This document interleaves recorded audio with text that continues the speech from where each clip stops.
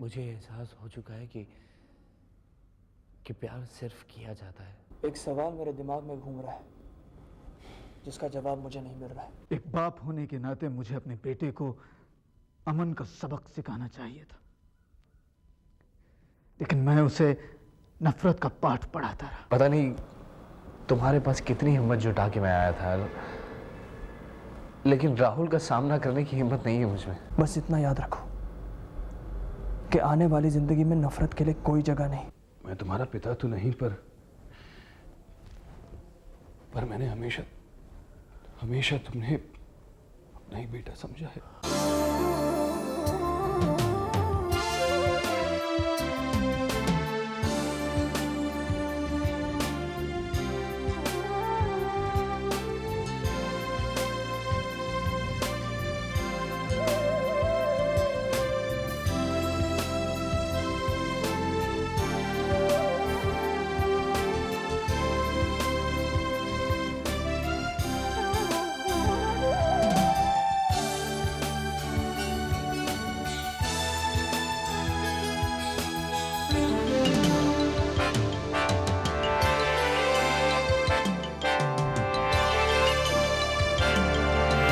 दुश्मन।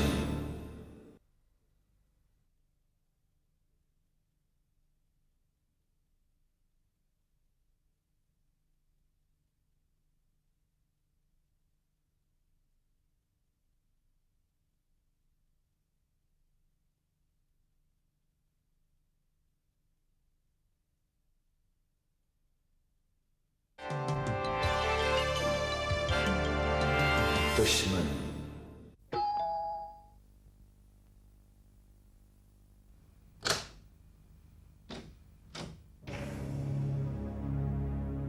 राहुल,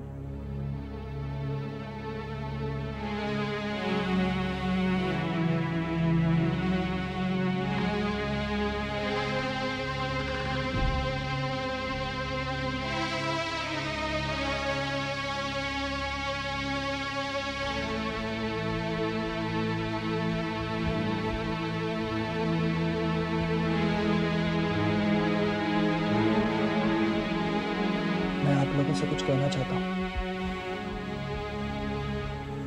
बोलो। जब मुझे बताया गया कि मैं आपकी संतान हूँ, मैंने आपकी इस बात पर यकीन करना चाहा, मगर मेरे दिल ने मेरा साथ नहीं दिया। आज मैं जानता हूं कि मुझे जन्म देने वाली आप है, लेकिन बचपन से जिसे मैंने अपनी माँ कहा है, बचपन से जिसे मैंने अपना पिता समझा है, जब अचानक मुझे बताया गया कि वो मेरे माँ बाप हैं ही नहीं, मैं अपना वजूद खो बैठा। मुझे ऐसा लगा कि दुनिया की इस भीड़ में मैं बिल्कुल अकेला हूं, मेरी जिंदगी का कोई मतलब ही नहीं। लेकिन आज मैंने अपनी जिंदगी की वजह ढूंढ ली। इस दुनिया में हर इंसान की जिंदगी के पीछे कोई ना कोई वजह होती है, और मेरी जिंदगी की वजह है एक माँ को उसके बेटे का प्यार देना।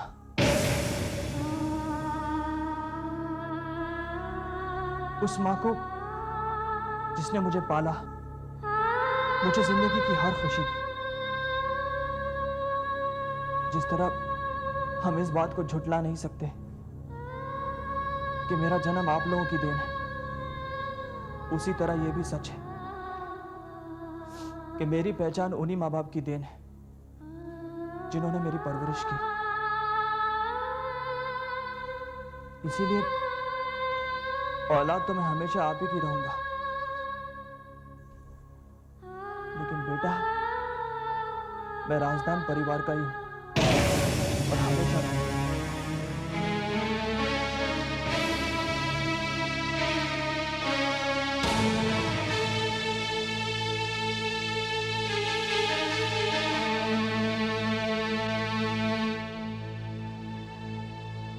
मुझे तुम पर फक्र है बेटा, मुझे तुम पर फख्र है।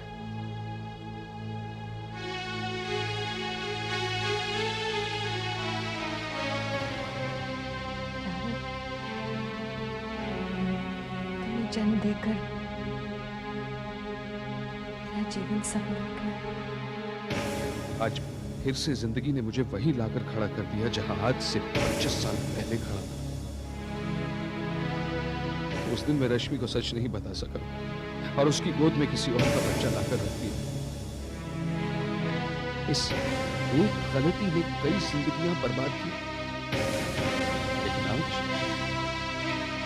मैं वो गलती दोबारा नहीं करूंगा। आज मैं रश्मि को सारी बातें सच सच बता दूंगा। लो, तुम फिर कुछ सोचने लगे। अब सोचना बंद करो और खुश रहा करो। रश्मि, मैं तो बस इतना ही सोच रहा था कि अब हमें फिर से एक दूसरे के साथ जिंदगी गुजारने की आदत डाल लेनी चाहिए। हम दोनों एक दूसरे के साथ ही तो जिंदगी गुजारते आए हैं, जब तक राहुल पैदा नहीं हुआ था। और राहुल के पैदा होने के बाद तो हमारी जिंदगी के मकसद ही बदल गए। यही तो मैं कहने की कोशिश कर रहा हूँ कि हमें राहुल के बगैर जीना सीखना चाहिए। नहीं, मेरा मतलब है कि रश्मि देखो ना, कुछ ही दिनों में राहुल की शादी हो जाएगी। फिर वो उसकी अपनी जिंदगी होगी, उसका अपना परिवार होगा। इसीलिए हमें उसके बगैर जीना तो आना चाहिए ना? ना बाबा ना, मैं अपने बेटे के बगैर एक पल भी नहीं जी सकती। तुम्हें अगर अकेले रहना है तो शौक से जाकर रहो। मैं तो अपने बेटे और प्यारी सी बहू के साथ ही रहूंगी। रोहित, तुम अच्छी तरह से जानते हो मैं तुम्हारे बगैर भी नहीं जी सकती। देखो ना, तुमने मुझे फिर से इन बेकार की बातों में उलझा दिया और बातों में ये ध्यान भी नहीं रखा कि इतनी देर हो गई है और राहुल अभी तक घर नहीं लौटा। राहुल कहाँ है? वो मैं तुमसे पूछ रही हूँ, राहुल कहाँ है? शायद अपने घर। अपने घर मतलब? रश्मि,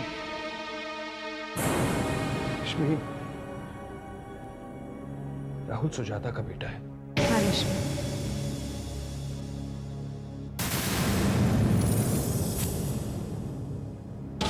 राहुल मेरा बेटा है। सुजाता, तो अंदर आओ ना। पापा,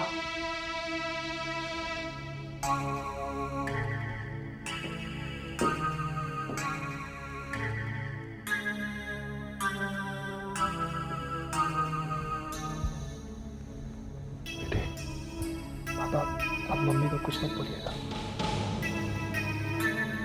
अरे, ये भी कोई कहने की बात है? राहुल बचपन से तुम्हारा ही तो बेटा है। हमारे बेटों की एक नहीं दो माएं। हाँ रश्मि, दुश्मनी का जो ग्रहण हमारी जिंदगी पर लगा हुआ था, अब वो हट गया है। अब हम सब एक परिवार हो गए। नहीं, अभी भी हमारा परिवार अधूरा है। हमारा दूसरा बेटा आने कहाँ है? दुश्मन।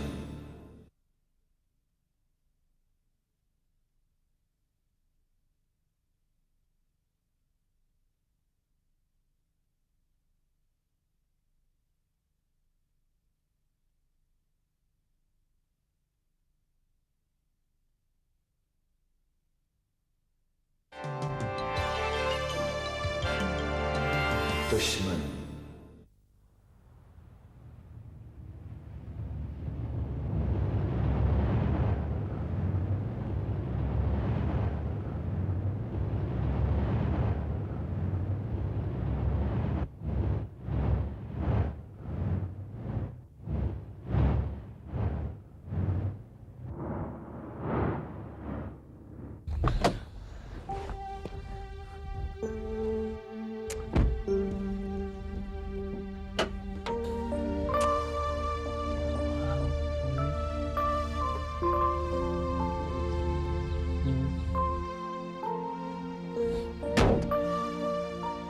इतनी सुनसान जगह पर मैकेनिक भी नहीं मिलेगा। लगता है पदयात्रा करनी पड़ेगी। चलो।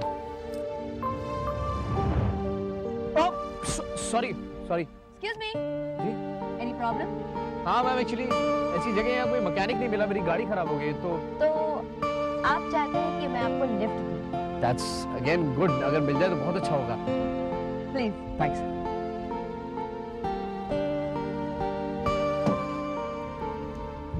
Thanks a lot. अगर आपने लिफ्ट ना दी होती तो क्या देख रहे हैं? नहीं, मैंने आपको कहीं देखा है। मुझे पहचानने की कोशिश करें। चलिए, आपकी मुश्किल थोड़ी आसान होगी। आप भूले नहीं मुझे? ये आप भूलना इतना आसान नहीं। वैसे भी ये मुश्किल काम करने के लिए कौन कह रहा है? मुझे मालूम है आपको हमेशा कोई ना कोई अजीबोगरीब हालात में मिलते हैं और ये हालात भी कुछ अजीब सा है। अच्छा, इसका मतलब आपने हमारी मुलाकातों पर गौर किया है? क्यों, आपने कभी गौर नहीं किया? किया है। क्यों ना हम इन मुलाकातों पर फिर से गौर करें? चलो, तो शुरू से शुरुआत करते हैं। हमारी पहली मुलाकात हुई थी इसी सुनसान रास्ते। हाय, अमर। मीनाक्षी। वो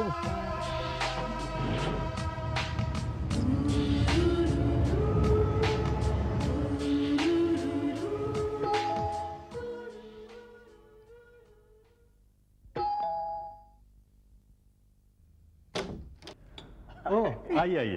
हेलो वेंकटेश। हाय शालिनी। हाय किरी। हाय कम ऑन आइए। अच्छा हुआ तुम घर पे ही मिल गए। पहले हमने सोचा कि फोन करके तुम्हें इत्तला कर दें कि हम आ रहे हैं, लेकिन फिर हमने सोचा कि तुम्हें सरप्राइज दिया जाए। भाई आप ऐसी सरप्राइजेस हमें अक्सर दिया कीजिए, हमें बेहद खुशी हो। अच्छा, तो तुम्हारे लिए एक सरप्राइज और है। बताइए। I am all years. क्या तुम जानते हो कि तुम्हारी बेटी अब बड़ी हो चुकी है? ओह, तो ये है आपका बहुत बड़ा सरप्राइज। लेकिन अफसोस ये बात तो मुझे पता है। तुम ये नहीं जानते कि वो कितनी बड़ी हो चुकी है। साफ साफ बता दो, बेचारे को क्यों परेशान करें। वेंकटेश, दरअसल ये मीनाक्षी की शादी की बात कर रहे हैं। क्या? मीनाक्षी मेरे पास आई थी और उसने अपने दिल की बात मुझसे कही। और तुम जानती हो लड़का कौन है? कौन है? आर्यन, प्रेम वर्मा का बेटा।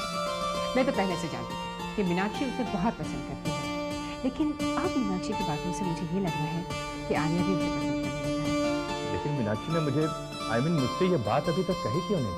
वेंकटेश, दरअसल बेटियां अपने पिता से इस तरह की बातें करने में संकोच करती हैं, इसीलिए उसने ये बात शालिनी को बता दी, ऑब्वियसली एक्सपेक्ट करते हुए कि शालिनी के थ्रू ये बात उन तक पहुंच जाएगी। तो ये बात वाकई शालिनी मीनाक्षी इतनी बड़ी हो गई है, मुझे पता नहीं। रियली सरप्राइज हो। अब ज्यादा मत सोचो। ठीक है, लेकिन मैं सिर्फ अपने तरफ से रिश्ता पक्का तो नहीं कर सकता भाई। इसके लिए मुझे आर्या के घर वालों से भी तो बात करनी पड़ेगी। इसीलिए तो हम यहाँ आए हैं, तुम ये बताने कि इस हफ्ते भी मुझसे मिलने वाले हैं राहुल की शादी में।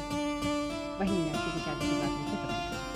भाई ये ठीक रहेगा भाई।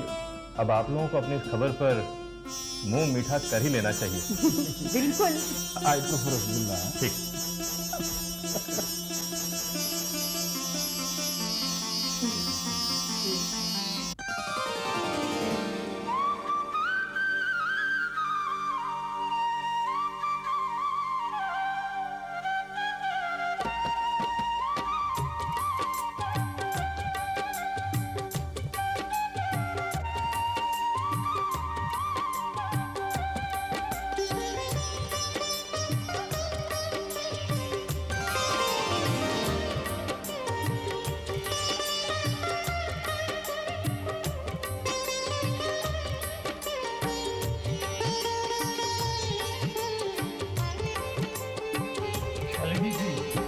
शर्मा जी, बहुत जल्दी आए आप। वो है कि बस जरा कमाल करके शर्मा जी, आप जानते हैं कि घर में शादी है और आप इस वक्त आ रहे हैं। आपको नहीं पता कितनी चीज़ों का ध्यान रखना पड़ता है, कितनी जिम्मेदारियां होती हैं। वो क्या है कि थोड़ा तैयार होने में थोड़ा टाइम लग गया। आपको तैयार होने में कितना वक्त लगता है? नहीं, मुझे भी वो तैयार होने में उसे थोड़ा टाइम लग गया।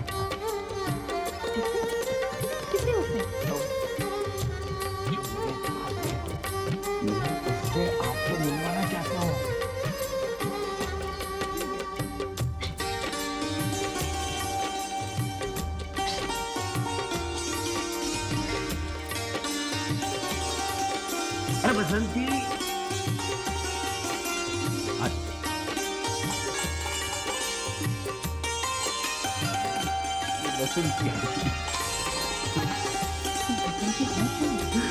मैंने आपसे कहा था ना कि जिस दिन मुझे मेरे दादी जी की पसंद की लड़की मिल जाएगी उसको मैं सबसे पहले आपको मिलाऊंगा। वो भी लड़की जिन्हें आप दिन रात ढूंढा करते थे। देखिए ना किस्मत का कमाल शालिनी जी, जिसको मैं रात दिन ढूंढा करता था वो आज दोपहर में मिल गई। लेकिन कहाँ? मंदिर में। हाँ, मैं आज दोपहर में मंदिर गया था, वहाँ बाहर वो तोते वाला पंडित बैठा था। अरे वही जो भविष्य बताते हैं। मैंने उस पंडित से पूछा, अरे भाई मेरे दादी की पसंद की मुझे लड़की मिलेगी कि नहीं मिलेगी? उसके बेचारे ने तोते को बाहर निकाला और मेरी पसंद की लड़की कहाँ मिलेगी और कैसे मिलेगी? तो तोता से उड़ गया और बसंती के कंधे में बैठ गया। शालिनी जी तभी हम लोग समझ गए दोनों we are made for each other। दुश्मन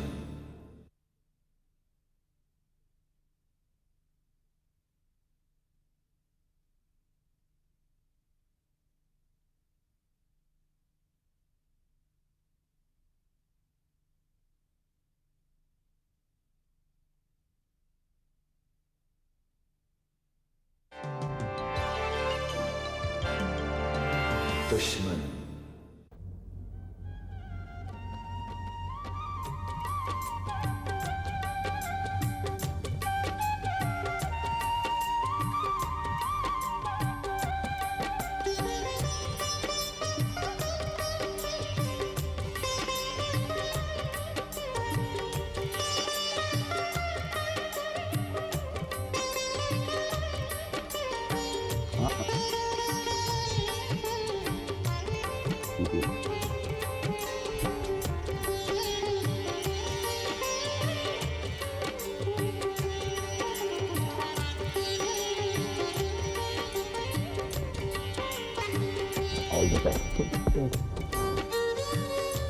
पंडित जी बुला रहे हैं।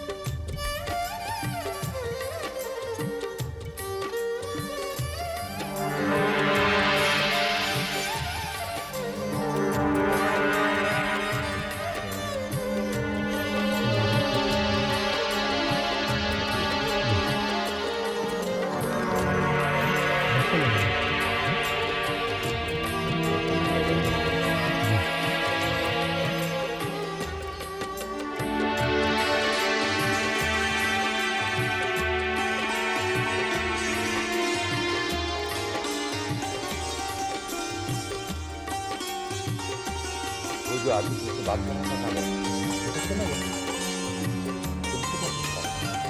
रोहित साहब के बारे में पूछा था किसकी शादी क्या मैंने बताया रोहित साहब को बेटे की शादी है।